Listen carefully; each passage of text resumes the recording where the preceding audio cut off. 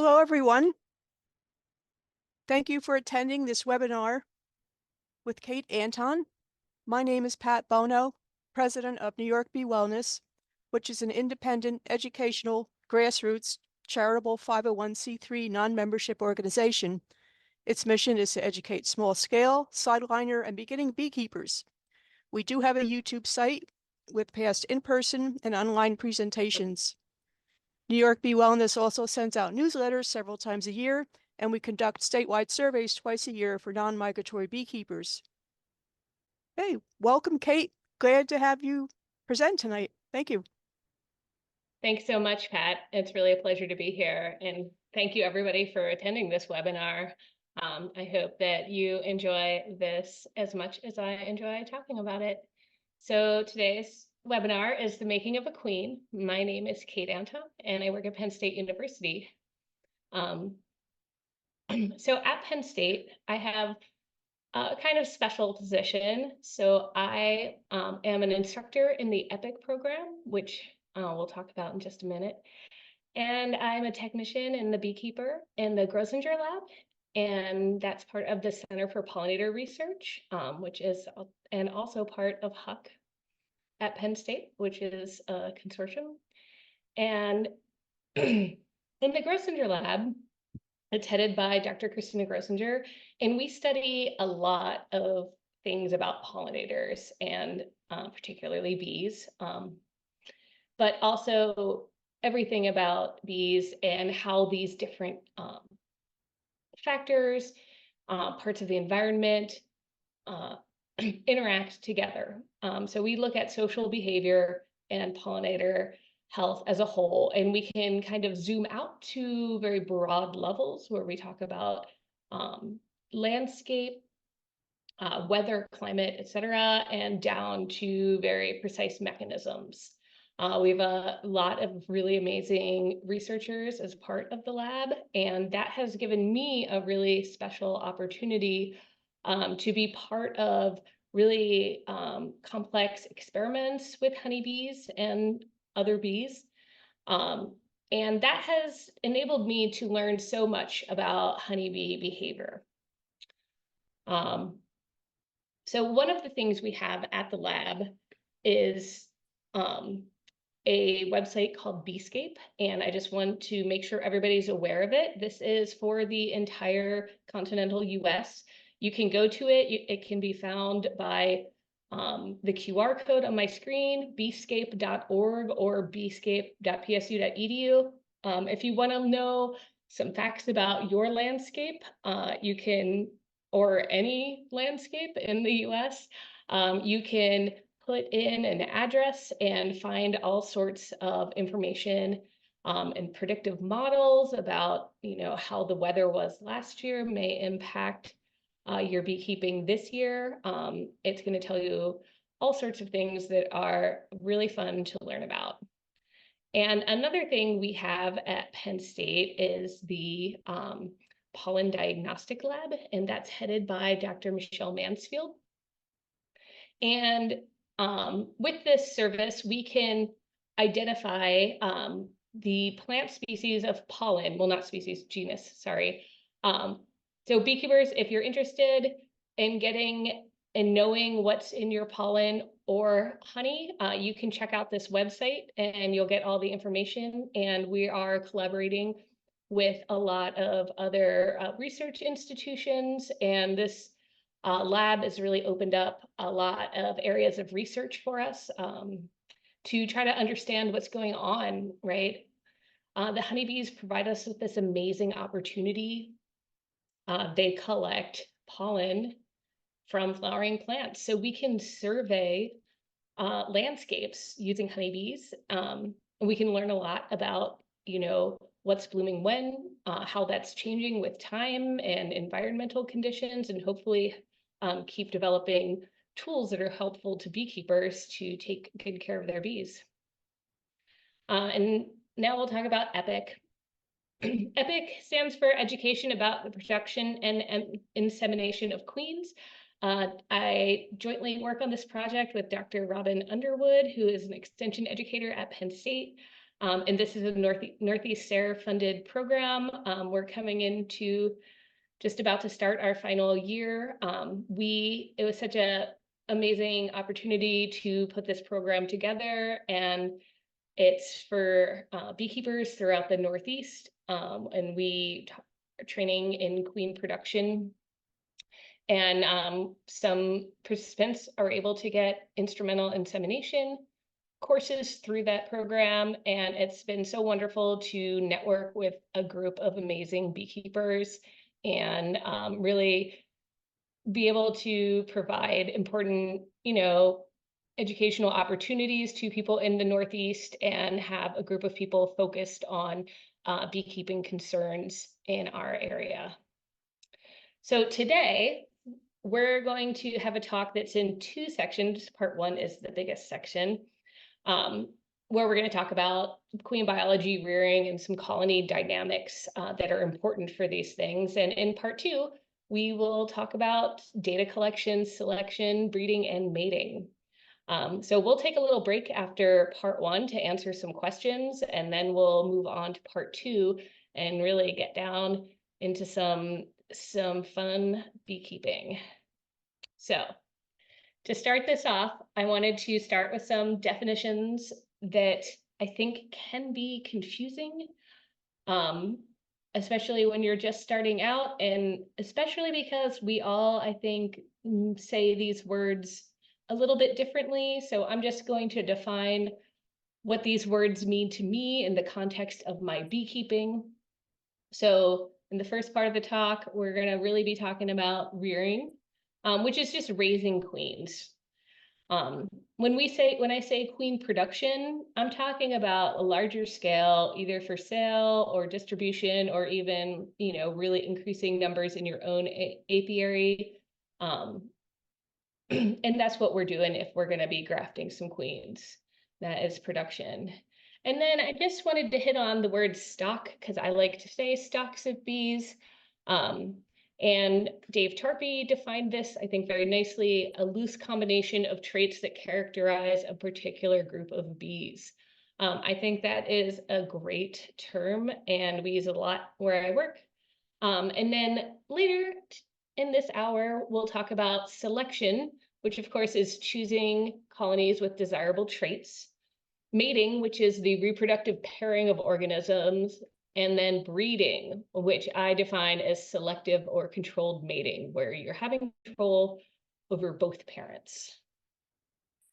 So, as many of you may know, the honeybee queen is the only reproductive female in the colony, and queen honeybees develop very quickly. It only takes 16 days from being laid to an egg to emerging as an adult queen. That's quite a few days sooner than a worker takes, which is 21 days. And the colony size and productivity is really directly influenced by the quality of this queen. So what makes queens different? So their difference is in their rearing. So an egg is laid, and 3 days later, here's an egg down here, it hatches into a larva.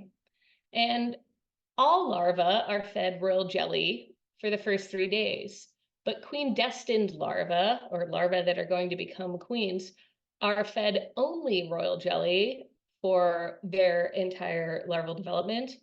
And they're also fed a lot more of it. And this is really important to remember, that it's not just the quality of the diet, but it's the quantity of the diet. So worker destined larvae, after the 3rd day, are switched to a diet of worker jelly, which is still has a lot of royal jelly in it, but also has pollen and some nectar in it, and it's a bit less nutritious. And there's actually been some work showing that while people focus on what makes a queen, it's actually pollen plays a big role. Pollen being fed to the larva helps to suppress ovary development, to make all of those sterile workers. So what's royal jelly? So nurse bees create royal jelly with glands in their head, and royal jelly is nutritious, protein-rich, and carbohydrate-rich secretion, also has some fat, and it's made in the hypopharyngeal and mandibular glands of worker bees. And you might think that's a lot to say, but we'll get into it here. So the hypopharyngeal gland is this gland highlighted in red inside the head of a worker. And it's responsible for the production of the proteins that are found in royal jelly. Bees, like many living organisms, including ourselves, we need fat, protein, and carbohydrates to grow big and strong, and as do bees. So the hypopharyngeal gland is most productive in bees between about 6 and 12 days old. And I'm always going to qualify everything with about, because nothing is perfect or exactly the same in every colony at every time point in the year. But as the nurse bee ages, the hypopharyngeal gland atrophies, which means it kind of shrivels up and becomes less productive. And when a nurse bee transitions into becoming a forager, this gland begins to secrete invertase, which is important in honey production. The mandibular gland of workers is essential in the producing the lipid portion or fat of royal jelly. This gland also changes as a nurse becomes a forager. And I'm sure you've all heard of queen mandibular pheromone, but workers actually produce mandibular pheromone in their glands too, and they're used in defense and flower marking.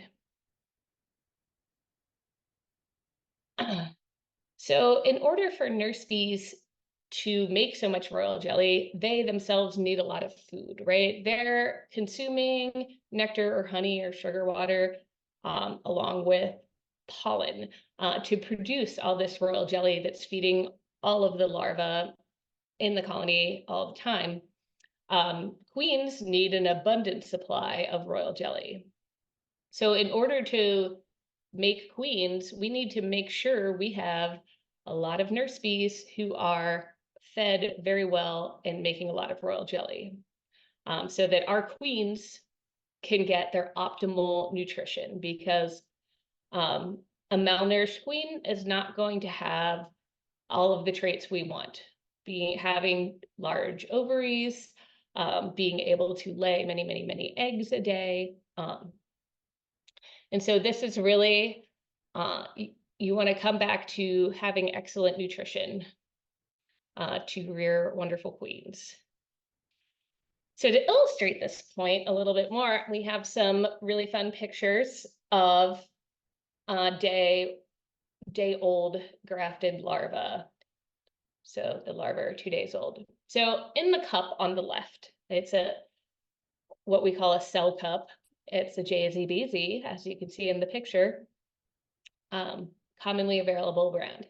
I grafted, and we'll talk about grafting more shortly. I scooped a little baby larva up and put it in the bottom of that cup, and then I transferred that cup to my cell builder, and the nurse bees fed these cells. And then I pulled the cell out to take this picture for you today. The cells hang down. The picture in the middle is straight down the barrel. In its normal situation in the colony, that cell would be pointed down. And even though it looks like that larva is floating on that royal jelly, she's actually suspended on it and hanging down toward the ground. So this colony was rearing this larva into a queen. And if you look at how much royal jelly is in that cell, it's kind of an astronomical amount of royal jelly. And now compare that to, on the right, the arrow pointing to that larva over here. This larva is about the same age as the one next to it, but this is a worker destined larva. And you can see this little puddle of royal jelly in this cell.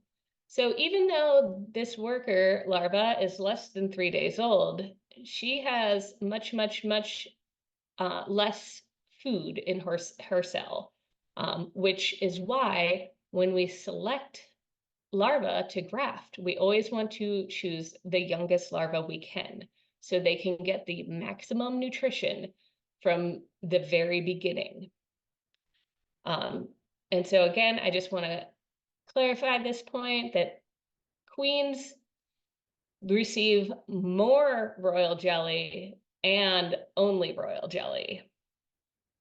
Older larvae, up to 3 days after hatching, while they've only been fed royal jelly for all of this time, they haven't been fed very much. So while you can make a queen out of a 3-day-old larva, she is unlikely to be as good because she missed all of that gluttonous feeding opportunities. And if you really push the envelope with it, you can end up with something called an intercaste queen, which is a bee that is female that has some characteristics of workers and some characteristics of queens. These queens are not desirable in a colony. If it's even possible for this queen to mate, she will not be able to lay very many eggs, and most likely the workers will supersede her at the first chance they get and rear a new, better queen. So now it's time for your math quiz. There's a lot of calculating in beekeeping. And if you want to rear queens, you're going to want to keep track, very close track of all of these dates. So an egg hatches into larva on about the 3rd day. After being provisioned, a queen cell is capped on the 8th day. And inside that cell, the queen, princess perhaps we'll call her, the princess bee is going to spin a cocoon and pupate in that cell. And she will emerge as an adult on the 16th day as a virgin queen. Now, if we had chat enabled, which is fine that we don't, but everyone in your head, just answer this question. What is the first thing a newly emerged virgin queen does? She does not try to go out and mate. She's not ready for that yet, but she is prepared to eliminate any other female reproductive queens in the colony, and that includes queen cells. So the first queen emerges, she's going to run around and find other queens, and they will have a battle to the death, and any queen cells containing not yet emerged queens, she's going to chew a little hole in and sting that queen to death inside her cell. After she takes care of that business, the new queen is going to spend about 4 to 8 days in the colony before she takes a mating flight. She needs to have her exoskeleton harden up. She needs to strengthen her flight muscles. She's not quite ready to fly. And another fun fact is day-old worker bees are unable to sting at all. They don't have venom. Their stinger is not really hard enough to pierce the skin till they're about 4 days old. But queens come out with one thing on their mind. So after the queen is ready to mate, she will take her nuptial flights. After her nuptial flights, which is more likely to be one flight than multiple flights, but can be multiple, she'll usually start laying eggs between 3 to 7 days. So that means it takes about 24 to 32 days from egg to laying queen. So if you have a colony that's requeening, give them a minute. It sometimes takes a little while. And so on these mating flights, I don't know if anyone out there has had the opportunity to see the queens coming and going from these flights, but it's really special if you happen to be there. There's a queen right in the middle. I caught this several years ago. It's in a queen castle, but I got to see good number of workers escorted the queen outside, and many of them took off with her. Um, they typically fly in the early afternoon, usually like just a little bit after lunchtime, because I know if I'm being impatient about queens and I try to check during the lunch hours, I will not find a virgin queen in my mating nukes. So she'll fly to what's called a drone congregation area, which is a magical place in the sky that thousands of boy bees fly around in the hopes of mating. She'll mate there with multiple drones. Sometimes she'll need to take 2 flights.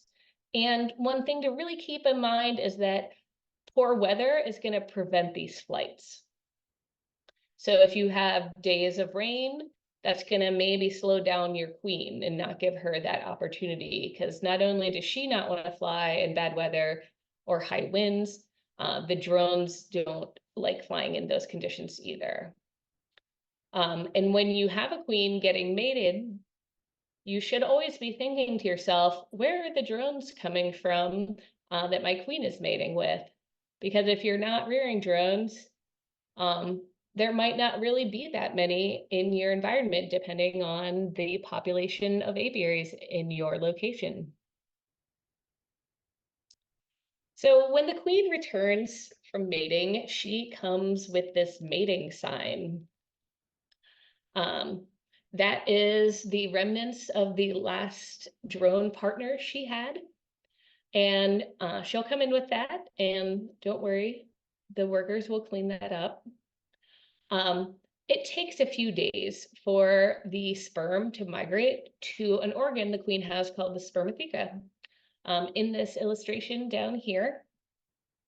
So when she mates, the oviduct is going to be filled with the sperm and, well, semen from her partners, and it will migrate into the spermatheca, which is an amazing organ that keeps these sperms alive for years. The sperm are given a lot of nutrition and access to oxygen to keep them alive and well for years. And I mean, to me, it's an amazing thing that this honeybee queen is able to store these cells from another organism in her body for years and keep them alive. This is a picture of a spermatheca down in this corner. Before a queen mates, it's crystal clear, like a perfect crystal ball. And when she's mated very well, it's kind of almost cafe au lait color, and maybe hinting on a little bit of pink, but it'll be cloudy when she's mated. So when the sperm migrate, at the same time, her ovarials, which are in layman's terms ovaries, start expanding and producing all of the cells that become eggs. So to really get a good look at these physical changes that queens have after mating, this is the same queen. The top queen is the virgin queen. And then the bottom picture is a picture of her after mating. She's right there in the middle. So it's really clear the difference in the shape of her abdomen. Virgin queens, their abdomens are fairly small, and when they walk, their abdomens are off of the comb a bit.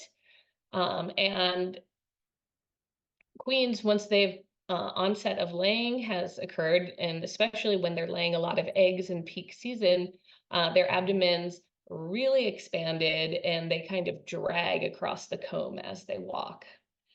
And there's more than just some physical changes going on here, because look at the reaction of the workers surrounding the queen in these pictures. I know there's a lot more workers in the first picture, but The virgin queen, the workers, they seem to barely care about her. She almost seems like just another bee. But after mating, there's a completely changed reaction with how they are around her. And that's because there's been changes in her queen mandibular pheromone complex. But we just call that QMP because it's easier. But QMP is a subset of 5 chemicals. That's a technical term. But I think you should think of it like I do, and that's like a cocktail. So QMP in these queens, um, it changes. So with her age and with her mating status. And what QMP does is it suppresses worker laying. So workers have ovaries, they just aren't activated. So it aids in suppressing activation of worker ovaries and also reduces and prevents the rearing of new queens. So the complex in the virgins, or the cocktail ratios, so there's a little bit more lime juice in one of these mixes. It's very attractive to drones, but it doesn't do a lot for the workers. But after mating, the QMP cocktail changes to elicit what we call retinue response. And that first picture I had on my title slide was a lovely retinue response picture. But you can see it quite distinctly here in this picture. In the top picture, no one's really facing her particularly. They're just like, yeah, whatever. And in this lower picture, everybody's facing her. They're gonna touch her with their antenna. They're gonna touch her with their feet. They're gonna feed her. And they're picking up her pheromone signature by doing this. And then when they walk around the colony and interact with other bees, they're spreading her pheromones around, so that the whole colony is aware of the presence of the queen, even though individual bees may have never come in contact with her. And some other pheromones that are important. Oh, here is a good retinue response picture. Um, well, let's talk about pheromones. So pheromones are chemical secretions that alter the behavior and physiology of other bees in the colony. That's a lot. So I think everybody probably knows what hormones are. So hormones are chemicals that change things about us in our bodies. Pheromones are things that change things in other organisms outside of our body. So phera is for away or outside. So pheromones are hormones that are eliciting changes in others. And pheromones are not limited to QMP by any means. And they influence every member of the colony and nearly every aspect of colony life. And the pheromones produced by healthy fertile queens elicit the strongest reactions from the workers. That's why queens who are starting to fail or have maybe an infection, their pheromone profile is going to be a less positive, they're not going to receive as much retinue response, maybe less feeding and attention. And some other pheromones that I think are super important for queen rearing, maybe not for the rearing itself, but with all of the queens that you'll produce, are Dufour's gland. The Dufour's gland is a little gland in the abdomen, and it's a really strong signal of the fitness, reproductive fitness, not how strong she is, but how good she is at making babies. So it's a good sign of her fertility status. So every time an egg is laid, Dufour's gland secretes a little bit of this chemical. And so queens laying 1,000 or more eggs a day are making a lot of this signal. So Dufour's gland and QMP kind of both do similar things, but in a different way. And another fun pheromone is the footprint pheromone. And this comes from little sacs on the feet of queens called tarsal glands. And wherever the queen walks, she leaves a little trail of this pheromone. This is something important to consider because uh, the footprint pheromone is sending a nice signal to the workers that the queen has been around. She is here. We are queen right. Everything is okay. And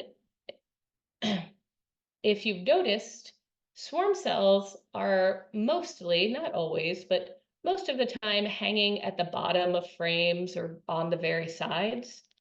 And that's because when it's swarming season and there's a congestion of the brood nest, the outside of the frame is the least likely spot for the queen to have spent a lot of time walking on. So that partially explains why those cells are there. But if you're going to be rearing a lot of queens and you're going to be banking queens or transporting queens, you want to be careful about their feet. If these glands get damaged, that will make that queen seem unfit and be likely to be superseded. So I've heard people talk about queen cages that the worker queen interaction was not good and they chewed her feet off. I've seen queens that, maybe are failing because they're a little old. The workers will be aggressive and give her a little foot chew, which means that it's time for a new queen. But being careful about the physical condition of your queen is going to make a big difference in her acceptance rate and how well she does for you. So why do we want to rear queens? We want to rear queens because it helps us as beekeepers be more self-sufficient. We can increase our colony numbers. We can influence genetic traits, improve productivity of our apiary, maybe save a little money. But really because it's super fun.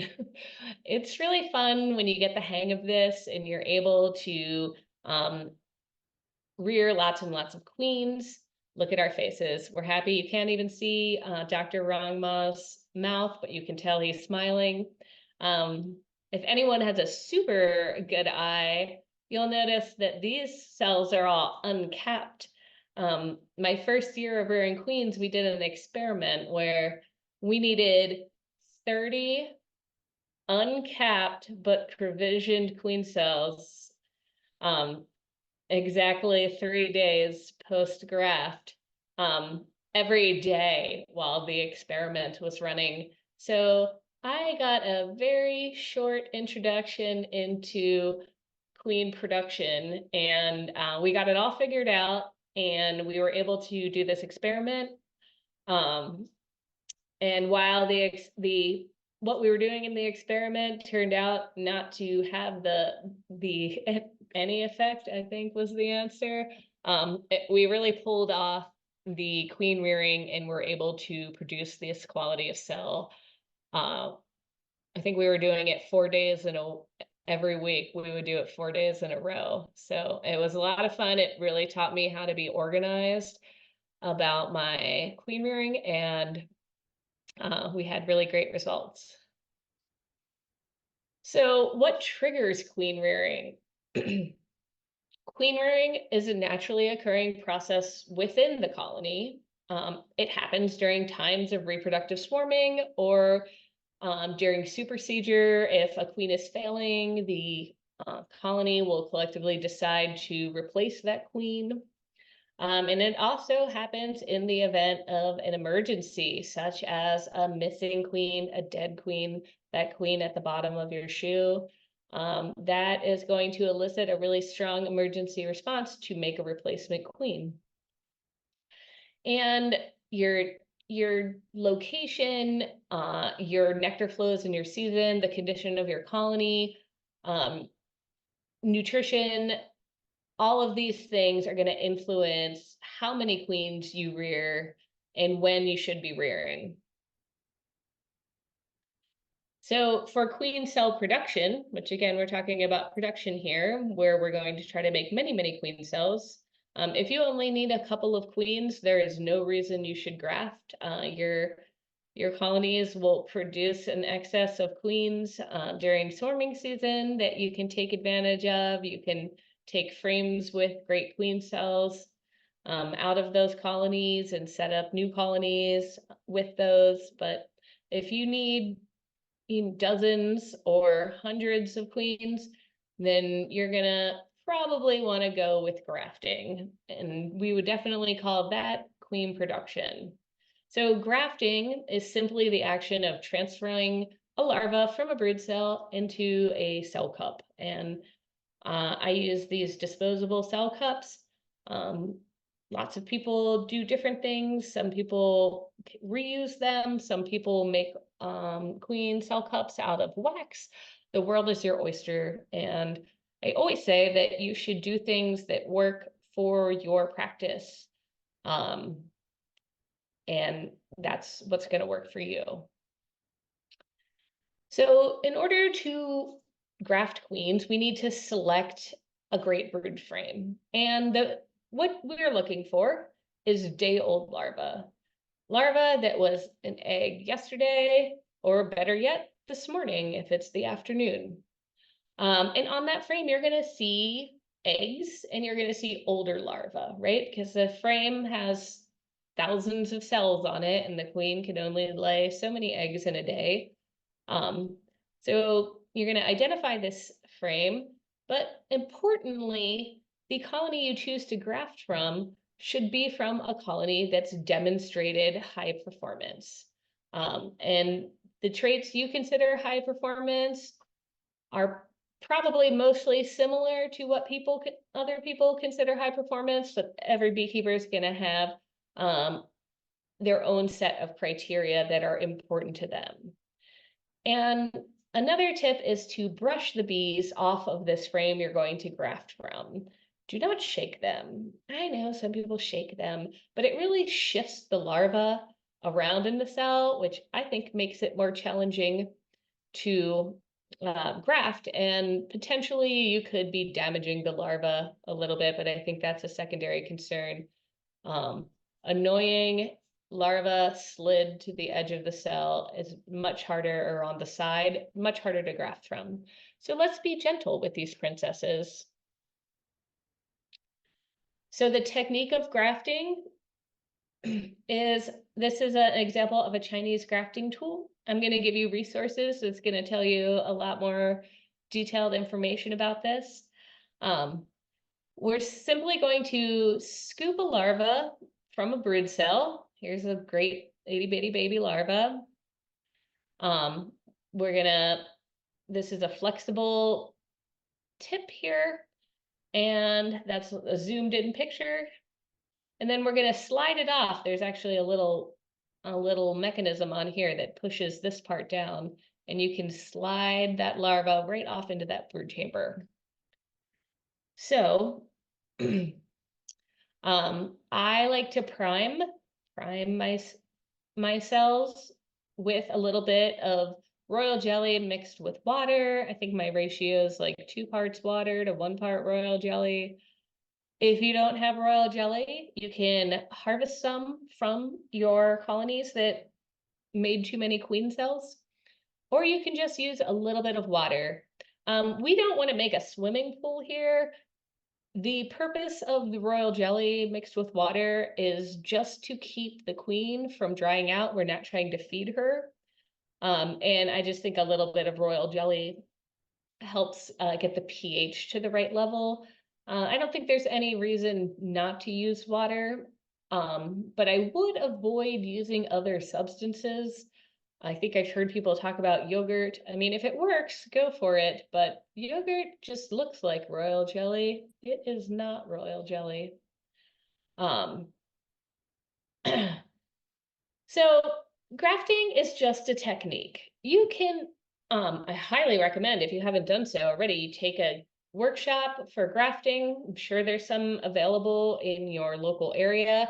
It's just a technique. I teach students how to graft in a couple of hours.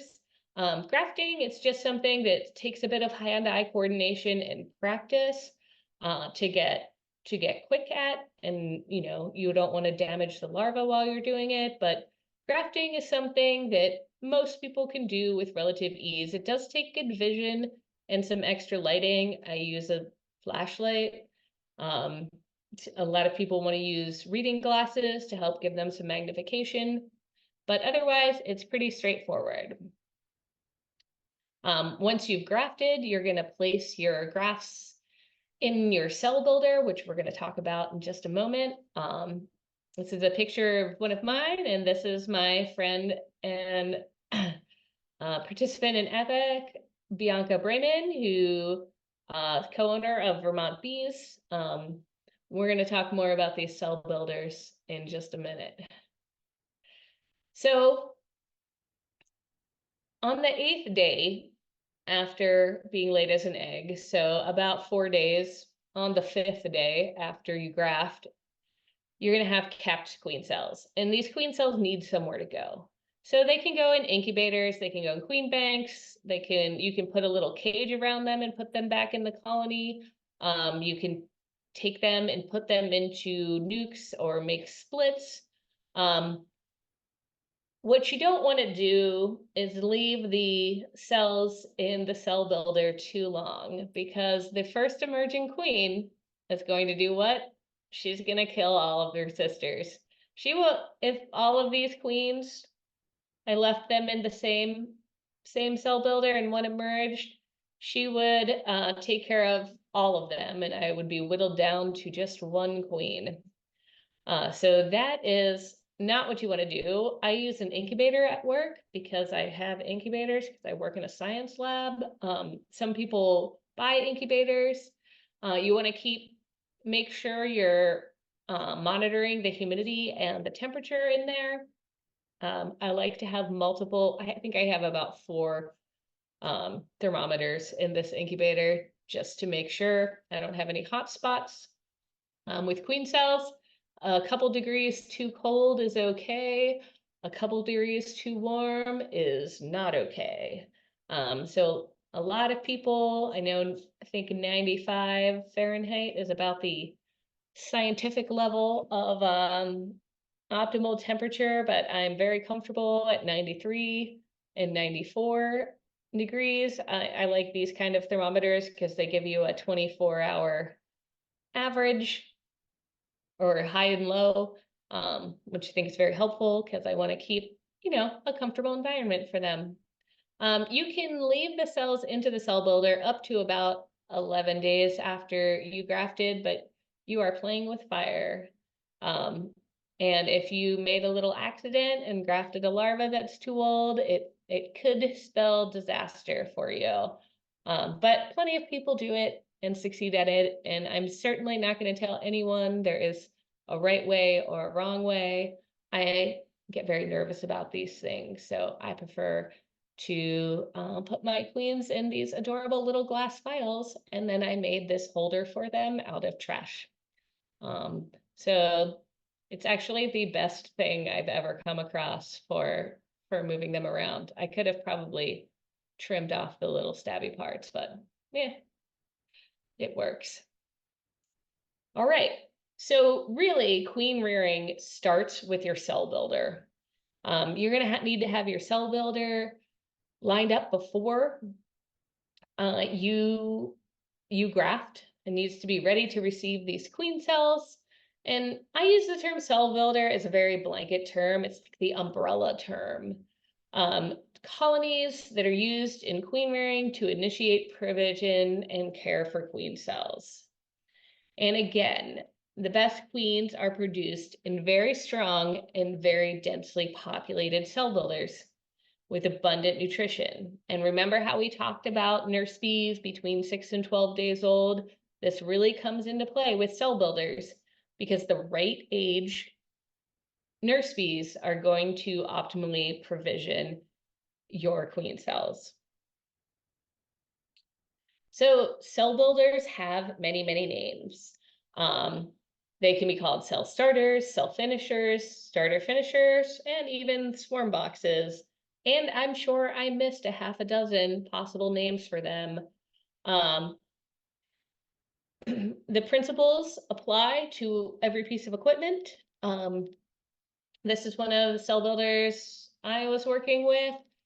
And here is, so my cell builder was 2 deeps.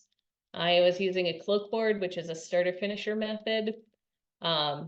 Here's one of Bianca Bremen, who possibly has exactly the same number of bees in her nuke as I had in my deep that also had a feeder in it. It's fine. Mine works, hers works. I feel a little shamed by how awesome hers is because she is an amazing beekeeper. But you can make cell builders out of basically any equipment. You do what works for you. It can be singles, triples, deeps, nukes, mediums, or sorry, single, doubles, triples, nukes, mediums, deeps, in any configuration. Mike Palmer has an amazing method he uses.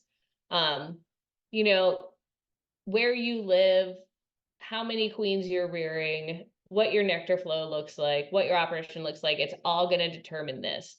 But you do want to make sure you have a lot of resource colonies available if you want to rear queens. I'm always taking brood from other colonies to bolster my cell builders. So queen production is something that takes a minimum of at least a dozen colonies, but really I'd say more to accomplish, because what are you going to do with all of these queens? So we'll talk about the cell starter. So cell starter is a phrase that's used to describe cell builders that are creating this state of emergency we talked about before. So when a colony suddenly becomes queenless, there is an emergency and a need to rear more queens. And queenless cell builders will initiate many, many queens. And in some systems, you would start more queens than that cell starter could ever actually continue to feed. And then you would transfer that frame to another colony to do the rest of it. We get to control this state. And when you're starting queen cells and you want to start grafts, the thing to keep in mind is you want to make sure your grafts are the only available larvae that can be made into queens. Because it's pretty sad if you go to all this trouble to graft up, these 30 or 40 queen cells, but there was a frame with young larvae on it, and they chose to make queens out of that instead of yours. So next we come to this state of abundance, or the cell finisher. So cell finishers, they're right on the cusp of swarming. There's lots and lots of bees. There's a huge amount of nutrition coming in. I like to supplementally feed anything I'm rearing in, just so I know that there is not even a moment of nutritional deprivation. So cell finishers can be queen right or queenless. They still need ample nurse bees, but it helps to also have high forager populations, because of course the foragers are bringing home the nutrients to supply the nurse bees with the food they need to ingest and then make all the royal jelly for the developing queens. It takes a state of emergency to start queen cells, but once it's started, queen right colonies will happily finish the cells as long as you follow the rule of not letting the resident queen have access to those cells, or then you have no cells.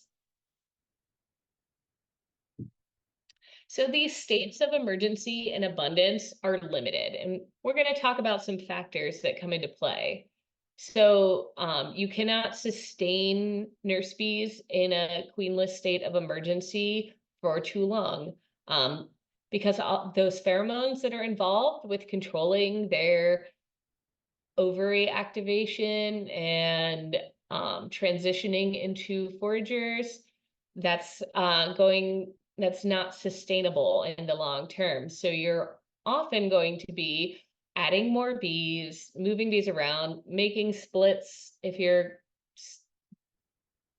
rearing queens batch after batch, you're going, to need to go through a couple different cell builders, probably if they're queenless. And cell finishers portion of cell building, you're keeping them at this just pre-swarming state. And it's really hard to sustain that for more than a few weeks, or even, maybe 6 weeks. It's going to depend on your environment. It's going to depend on your bees' genetics. It's going to depend on a lot of things, but eventually they're going to swarm, or they're just going to really lose efficiency. So what we do with that is we make nukes out of that most of the time. You can just keep cycling through the nukes, usually aids in your production. You can also use those bees however you see fit. But what you don't want to do is sustain a queenless state indefinitely, because you're going to have some colony dynamic problems. And we're going to talk about those problems here. The division of labor and workers, it's always presented to us as this like very age specific. And of course, in an ideal world, it's going to follow that. But when we're making a lot of manipulations, we might be changing that a little bit. We're going to talk about brood pheromones, because they're so important to regulating the colony and foraging. And we're going to talk about some physical signs. So in the division of labor, we all know this chart. I tend to refer to workers as nurse bees or foragers. Of course, there's a lot more going on than that, but for most of my functioning, unless we're doing, an experiment requiring otherwise, I will categorize workers in 2 ways, maybe 3, like day old and then nurse and forager. So the workers' bodies, brains, gene expression, and that means like what part of their, are they in wax making phase, right? They're like expressing the genes to produce extra wax. So these all change as they age, but like age is very relative. So it's seasonal dependent, it's condition dependent. It depends on how they're interacting with their nest mates. And so there's a lot of plasticity built into honeybee behavior. We like to say the word plastic in science because it just means flexible. This plasticity lets the workers respond. Workers can go from more foraging, guarding duties and go back up to comb building and brood care if they have to. That's why packaged bees work. So there is some squishiness, but an older bee is never going to be as good at brood care as a younger bee. Even though you can turn back the clock a little bit, the productivity is not going to match. And so another thing that's really important to how the colony behaves is brood pheromones. There's like older brood pheromones and there's younger brood pheromones. And they actually elicit slightly different responses, but we don't need to go into all of that right now. But in the salivary glands of the larva, they produce brood pheromone, and that triggers nurse bees to want to feed them and care for them. But simultaneously, the response foragers have is to gather more pollen, right? Because pollen is so critical to the rearing of brood. So brood pheromone in combination with queen pheromones really inhibit queen rearing and the ovary development in workers. So these things, they each do these things independently, but when in combination, they have the strongest effect. So if there is brood pheromone present, it's going to have, or not present, it's going to have serious effects on the behavior of the bees in the colony. So the things that influence this worker behavior are contact with the brood and the queen pheromones. And that contact in younger bees delays nurse bees from maturing into foragers. Another important concept is the ratio of foragers to nurses. Um, so if there's a shortage of foragers and there's not enough food to feed the bees who need to feed the brood, some nurses will then fill that role and become foragers. And we call that precocious foraging. But if there's ample foragers or too many foragers and a lot of brood that needs to be cared for, some nurse bees are going to be like, that's okay, I'm going to just stay in this role for longer because it's necessary.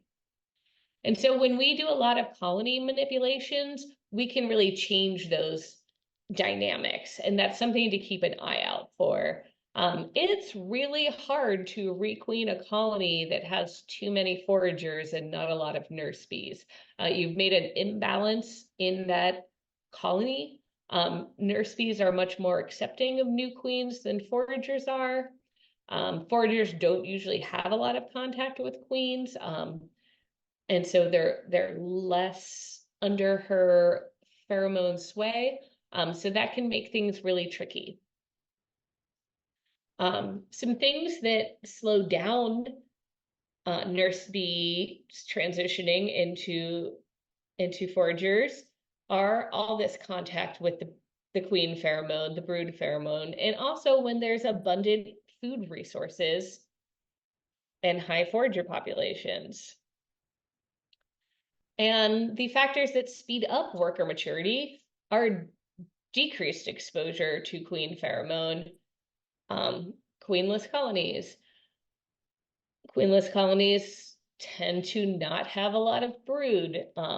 So when a colony is queenless and there's no queen pheromone and no brood pheromone, that's going to make nurse bees mature more quickly because they don't have that job to do to take care of that brood. Also, times of food scarcity. If there's not enough foragers bringing in food, or there's not enough food to feed the brood, that's going to push nurse bees into becoming foragers sooner.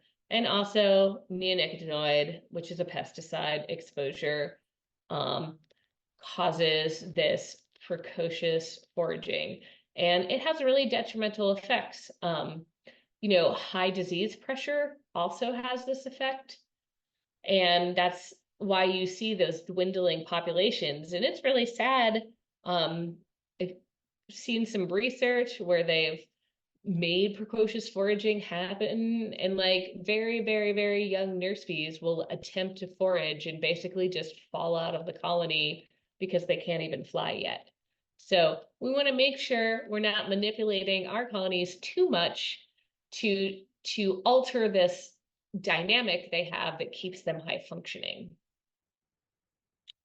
So even though we have all this thing about ages in bees, it's more than just a number. It's about their environment, and it's really important to keep these factors in check when you're making your cell builders or maintaining your cell builders, and when you're requeening. It's so hard to requeen colonies who have been queenless and broodless for too long. I mean, to the point where even if we don't have laying workers yet, it's really quite a struggle. This is also important if you bank queens. And it's also the time of year plays a role in this. I've always found that spring bees are much more forgiving and plastic than fall bees, because fall bees, they're getting ready for winter. They're physiologically very different. They're not really going to follow those rules in that chart at all. Fall bees that are going to be winter bees, it's much harder to rear queens. You need a lot more bees and a lot more resources because their hypopharyngeal glands just don't seem to be as productive. And these are all things that I think about with the experiments we designed so that we can pull them off. Often poses a challenge. So the quality of your queen is, I cannot express how important it is. And I mean this with just the rearing practices. So the having the best nutrition and rearing environment for your queen is going to be the most influential factor in her quality. And I know we're all excited about genetics, and I'm excited too.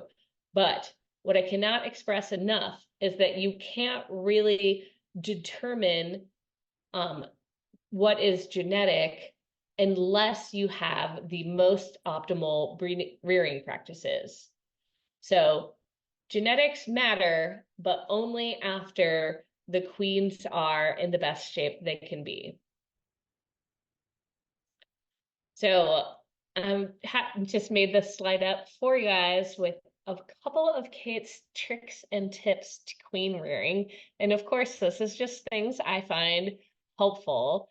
So it's always easier if you're rearing queens during a good nectar flow. And so that's pretty early in the summer. You try to do it during a dearth, it's extremely challenging and a bit less fun. I like to use these slim cell bar frames. This is the best picture I had on hand.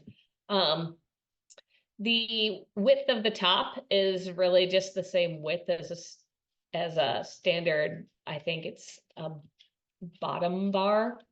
I like that it's slimmer because if I'm rearing queens and maybe it's a little chilly, or just because I like my queen grafts to be very, very close to the brood frames I put them next to when I put them in my cell builder. I don't want big amounts of space because I want the bees to be clustered up and on those cells. Do yourselves little favors in the apiary. I do myself favors all the time. If I need to make a bunch of splits a few days ahead of time, I will go in and put queen excluders in so that when I come back 3 to 5 or 6 days later, I know exactly where the queen is. Then I can just make my splits easy. I know where she is. I didn't have to find 30 queens, which can be very time consuming, especially when you're at the time of year when you're already time crunched. I set up my resource colonies in a very similar way where I push the queen down with the fume board into a bottom deep after I've brought a bunch of open brood up. And then I put a queen excluder in there, and all the nurse bees will come back upstairs. Maybe I'll put some frames of emerging brood up there and let that simmer for a few days. And if I let it sit for a week, I know that all of the larvae on that frame would be too old to be made into queens. So those are great frames for bolstering my cell builders. Little favors in advance. I mean, you can really save yourself a lot of time by having a bit of planning. And on that note, there are a number of great queen rearing calendars out there where you can just enter the days you want to graft, and it's going to give you the dates that all of these different things are going to happen. And if you've noticed, all of my pictures of foundation, I use black foundation. It's so much easier to see a white egg on a black background than on a yellow background. So you will enjoy that if you have to buy new foundation to step up to the black. It makes your life just a little bit easier. And you can never go wrong with supplemental feeding while rearing queens. Of course, it's always resource dependent, but it gives you that little sense of certainty that your nurse bees were never hungry and they got everything they needed. I trap a lot of pollen and often make myself my own pollen patties out of real pollen for queen rearing.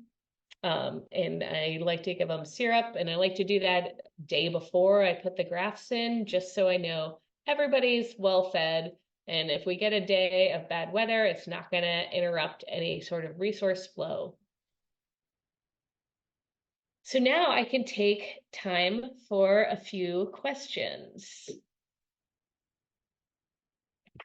Okay. Can you explain how the AFB vaccine works during the development breeding of a queen in order for her to pass it on to a worker drone brood? Thank you. Oh, I do not know the mechanism of that, but I have heard some really exciting information about how not only is that to some extent effective with AFB, but might work with other uh, diseases such as DWB. I would direct questions on that. Oh gosh, who knows about that? I think Lewis Bartlett might be able to answer that much better than I would be.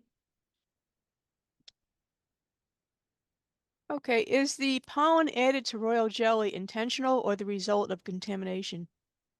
Oh no, they do it intentionally, as far as I understand, because you won't find pollen in the Queen's provisions. What can affect the quality of royal jelly from the hyperpharyngeal glands? Is it generated from pollen consumption or fat bodies?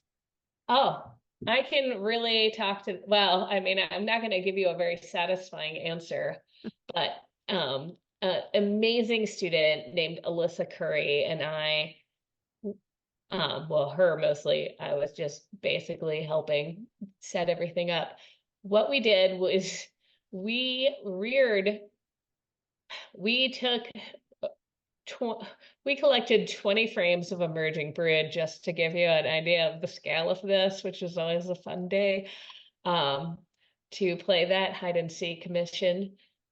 We emerged day-old bees and then put them into mini mating nukes and fed them different diets.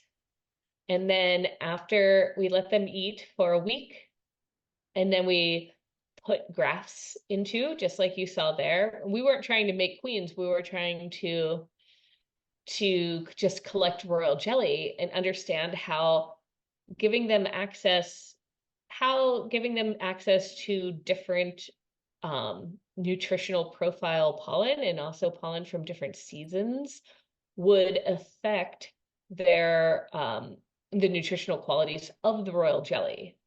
And Alyssa is still working on all of these statistics and um, data visualizations from this. And so I'm not going to give any complete spoilers away, but we did this experiment at multiple times of year. So we did this once in May, and then we did it again in the beginning of July. And then we did it again in September, which was really not that fun if to find that much brood in September in Pennsylvania, where it's rather chilly, and the bees are getting very fall and winter like.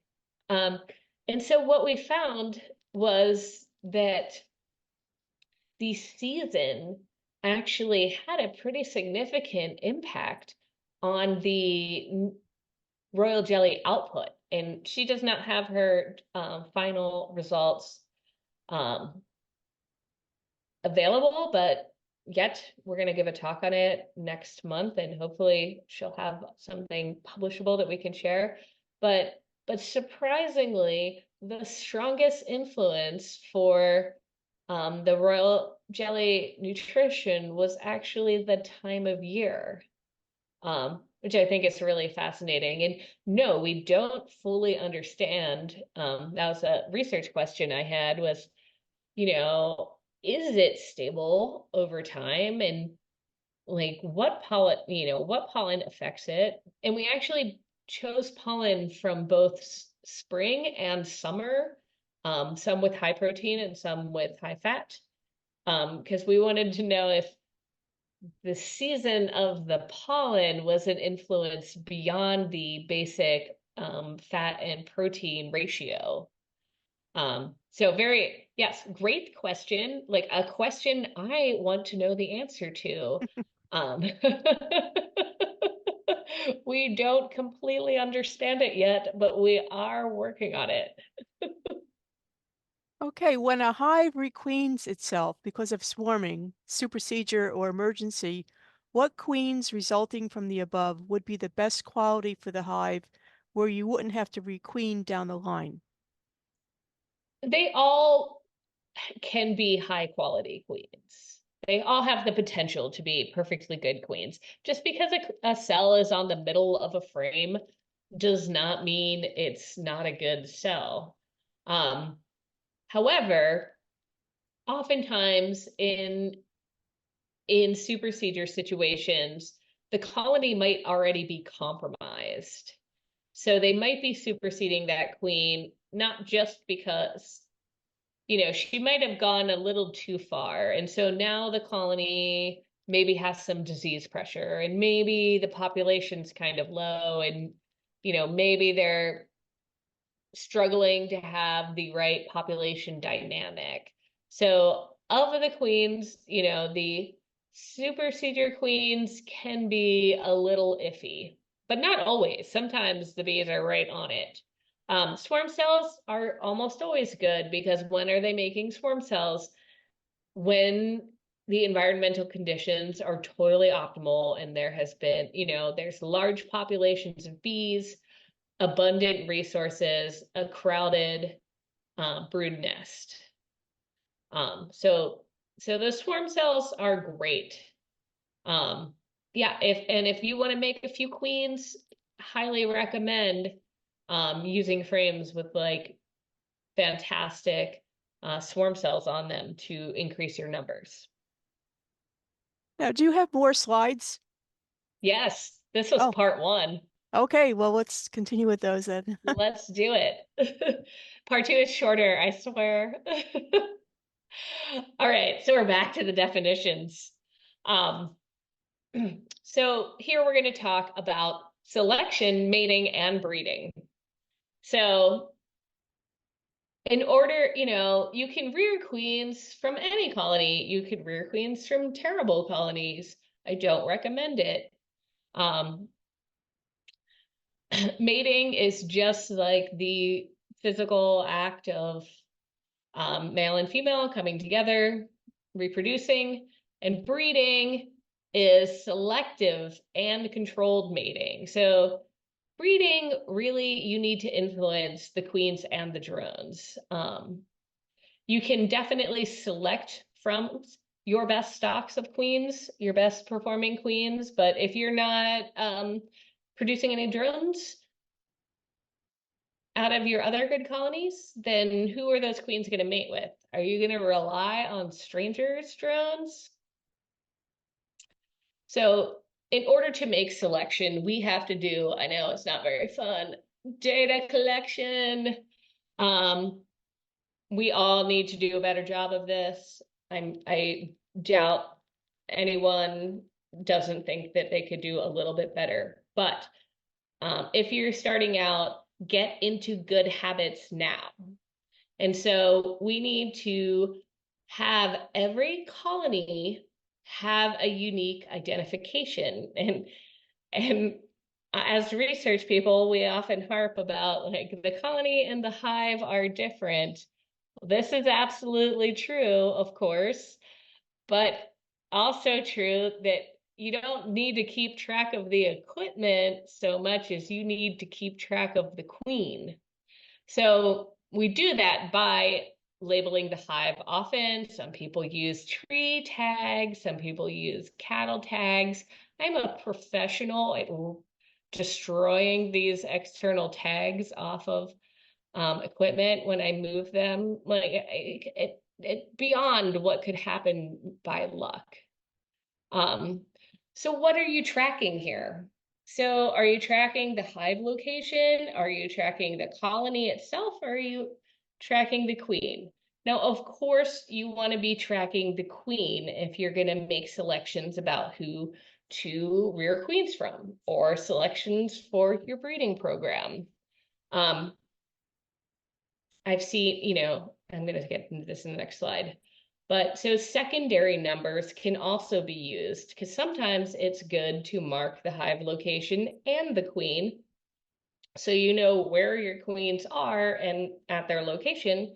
Because if you have more than a few colonies, actually, if you have more than one colony, you're going to be moving queens around when you make splits. I always move my queen when I make a split. So I need to know who she is and where she is.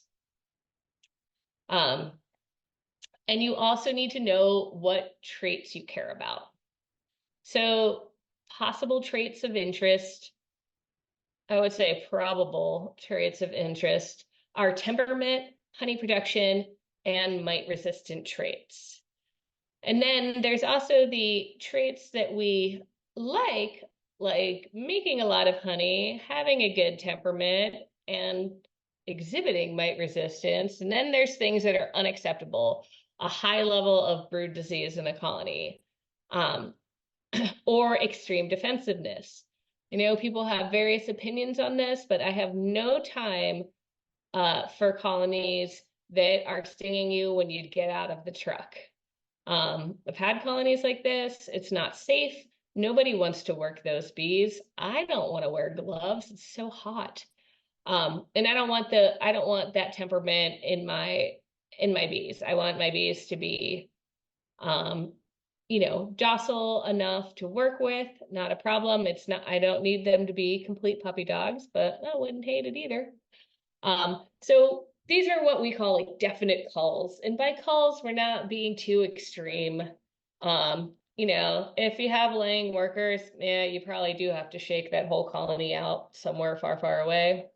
Or if you have American foul brood, of course, that's total destruction. But requeening colonies with defensiveness or aggressiveness that's intolerable is absolutely a good idea. Requeening colonies that really just can't handle the mites at all, that's what we mean by a cull. So you want to get rid of your colonies that exhibit behaviors that you consider unacceptable by requeening them with a queen that's been selected to have better traits. And so here is a data collection sheet. And Pat maybe will send out to you a link so you can have something like this. I have a nice Google spreadsheet that has this, and then there's another tab at the bottom that shows you an example of what that looks like that you can access, and you can just copy that and then change it to suit your own needs or whatever, or just look at. But what you need on your data collection is you need to know the location, the date with a year, the apiary, and the people there, and especially the people working the bees if you have a lot of people working the bees, because some of these things you gonna have some people are gonna have a different definition of moderately aggressive, and extremely. And some people, maybe they forgot their glasses or don't have the keenest eyesight, so they struggle to see eggs. So if you know who was working the bees that said they didn't see eggs, you may think to yourself, oh, that's okay. Like, I'll check on that again next time. They might not have just seen them, especially if the queen was present and there was open brood. So when you collect all this information, you can then enter it into a spreadsheet, and then you have it, and you have it for all season long. Every time you go in, you can make these very basic check, check, check. Doesn't have to take a long time, but if you keep these records, you're going to see which of your colonies is truly better, because a one-time inspection is not going to really tell you all that much about a colony. You want to look at performance over the course of a season, preferably 2 seasons, and that's going to tell you who your superstars are. Here is an example of how this information was entered into a spreadsheet. You can get a lot of information about this and organize it by the colony number, hive number. The way I mark my colonies is the outer cover stays with the queen, and I use inexpensive mailbox number stickers because that is a situation that's working for me right now. But again, I work in research where I have weird needs, so do what works for you. And here is like a broader way to rank the queen. So we talked about temperament before, but an even more shortcut way to give your queens and therefore colonies rankings is to do this 1 through 5 or 1 through 4 method, where they just get a number, right? Temperament 5, honey 4, disease 5. That means no sign of disease. So you can tally this all up, average it, and identify your best colonies over the course of time. And speaking of this, there's a lot of ways to look for these mite-resistant traits that we all know and love and want more of in our bees. So I wanted to talk about how to define a couple of these traits. And the thing that's important to know is that you cannot say you have a trait if you haven't tested for it. So data collection is so important because it's going to show you who is demonstrating these traits over and over again. So hygienic behavior, I know there's been some change in how people are using it, but hygienic behavior as blanket is tested with a freeze-kill assay. And so how you do that is you can use liquid nitrogen, which most people don't have access to, but you can also just cut out sections of comb of brood, freeze it, and then reinstall it in the colony. And this can be done any time of year. And in order to qualify as hygienic, it has to be done twice at least. And if in 24 hours, the colony removes at least 95% of the dead brood you put back in there, they can be considered hygienic. And hygienic is not perfect at controlling mites, but it is really good at controlling a lot of other brood diseases. And so I know a lot of producers who are integrating this into their selection process, even though they're not specifically breeding for just highly hygienic behavior, but it has reduced a lot of other problems in their apiaries secondary to this. A subgrouping of hygienic behavior is Varroa sensitive hygiene. It's just a very specialized form of hygienic behavior. It is found or it is looked for using the Harbo assay, which I'll give you some resources that can link you to all of these things. So in VSH, some of the workers are acutely patrolling the brood and they're able to detect a smell of pupae that are being fed on by multiple mites. And what I mean by multiple mites is that a foundress mite, the mommy mite, went in, laid eggs, she has babies in there. So they detect pupae that have multiple mites feeding on them and they get rid of them and the mites. In order to do this assay, you just use fine tweezers and take a frame of capped brood that's getting pretty close to emergence, and you pull the pupae out and you look for mites. And you want to do this at a time of year when there is significant mite pressure in the area. Because one of the quirky things about VSH is that single foundress mites are like around 20% of the time, they aren't able to reproduce.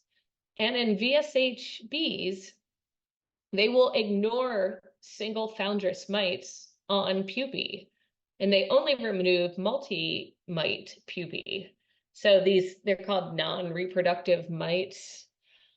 Sometimes it's called MNR, but they're not removed. So if you can find evidence of non-reproductive mites, but no evidence of reproductive mites, that actually gives you a very high VSH score.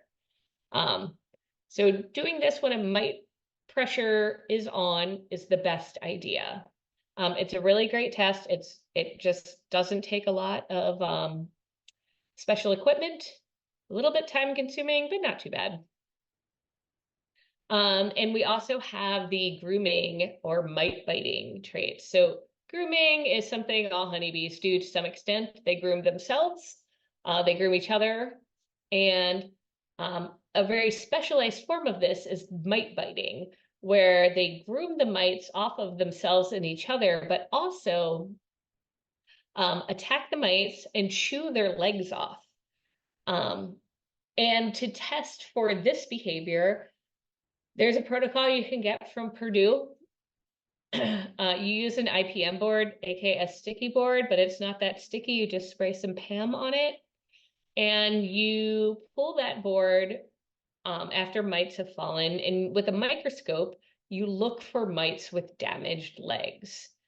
And if at least 30% of the mites on the sticky board have damaged legs, then you have a colony that's exhibiting this trait sufficiently. And the higher that percentage of damaged mites are, the higher performing they are at this behavior.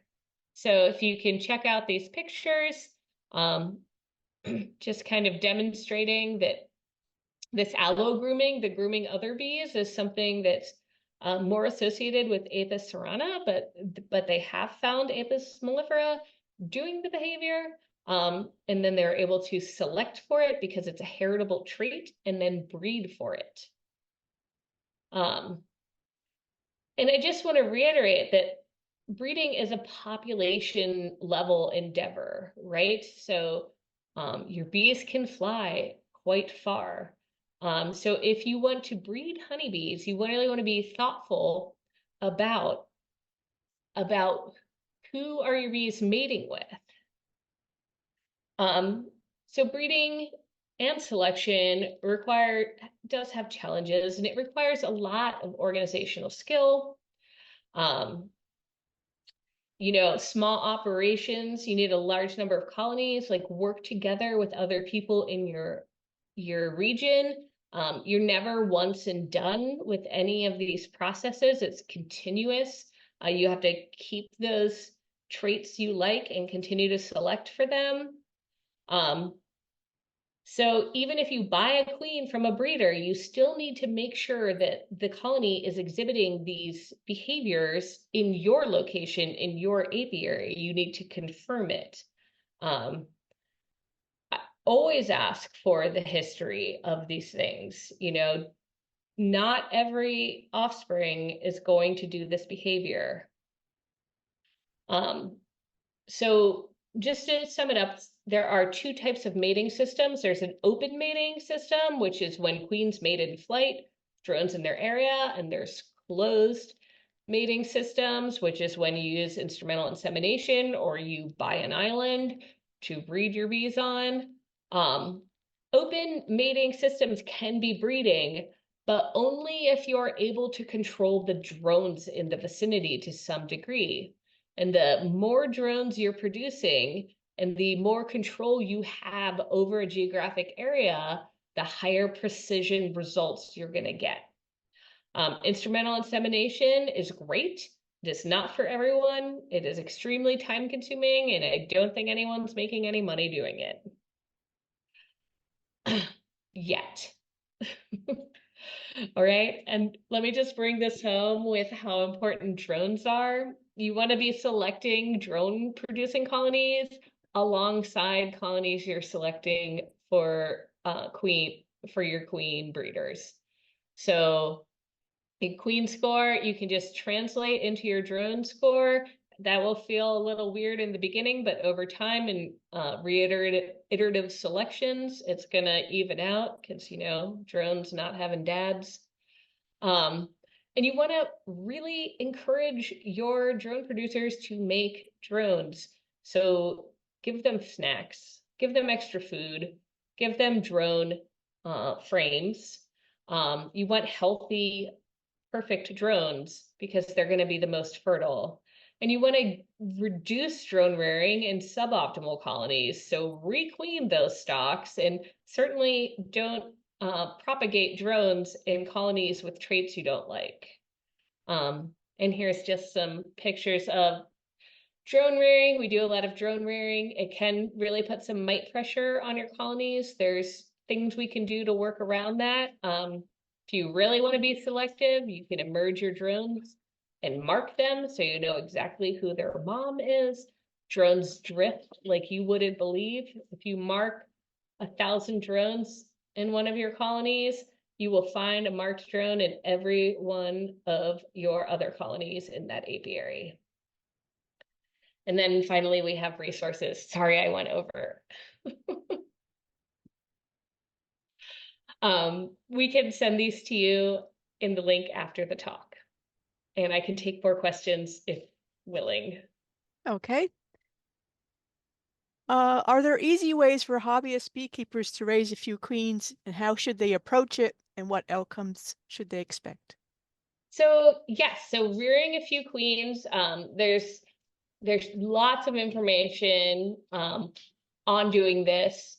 If it's just a few queens, you know, one thing that I like to do is, you know, even me, I'm not perfect, and sometimes my bees get a little swarmy before I get to them. But when I have really great colonies with a nice frame with queen cells, I'll make like very small splits and make a nuke or use a queen castle to just have a couple of frames, you know, 1, 2 frames of brood, a frame of food. Make sure you have enough bees, and I'll just let those queen, you know, let the queen cell merge into a queen, and then I can keep a couple of nukes sitting around or a castle with a couple of colonies, or a couple of mini colonies, queens in it, and you can kind of just have these queens on your back burner. If they start getting oversized, you can always, you know, pull a frame of brood out and replace it with an empty frame. But take advantage of that natural process and set yourself up with a couple nukes or small colonies with new queens each year, because then later in the year you can tap into that. You don't need to have all giant bursting colonies, but you can always keep a couple extras. And the great thing about the nuke, if you do a nuke, is if you need to requeen, you can just put that whole nuke in the colony you need to requeen, complete with all of her workers and her offspring. And that's going to really shelter her from the, you know, any negative responses from the colony you're installing that into. Her workers will protect her. They'll have a sufficient population to do that, and it's kind of like a clean and easy way to go about doing that. Is it a good idea to transfer queen cells directly into queenless nukes when they are not yet sealed? I mean, I think it's okay. I mean, the only reason I would be hesitant to do it is just that you know, I don't want to lose the time. Because if the queen cell's not capped, then that's going to be quite a while before that queen emerges. So usually when I make up my nukes, I want them to not be queenless for too long. But that would certainly work. And if like that's the circumstance you're in, you should go for it. Just be mindful when you're transporting that queen cell. You know, you don't want to drop it on the ground or flip it upside down. You want to handle it just appropriately. They're not that sensitive, but you want to make sure that you're putting it into a situation where there will be plenty of other nurse bees to take care of it. Okay, one last question. Is there a time limit to banking queens in order to ensure preservation of quality? No, with like a little asterisk there. Ellen at Cornell has done really amazing work. She has a fantastic banking guide. Um, Queens are pretty robust. I bank a lot of virgin queens, so I always feel like there's more of a time situation there. They're a little more special needs, but mated queens, I mean, people are banking them over the winter, and apparently they're fine. So I would say go for it. But I mean, we'll just talk about banking. Banking is not it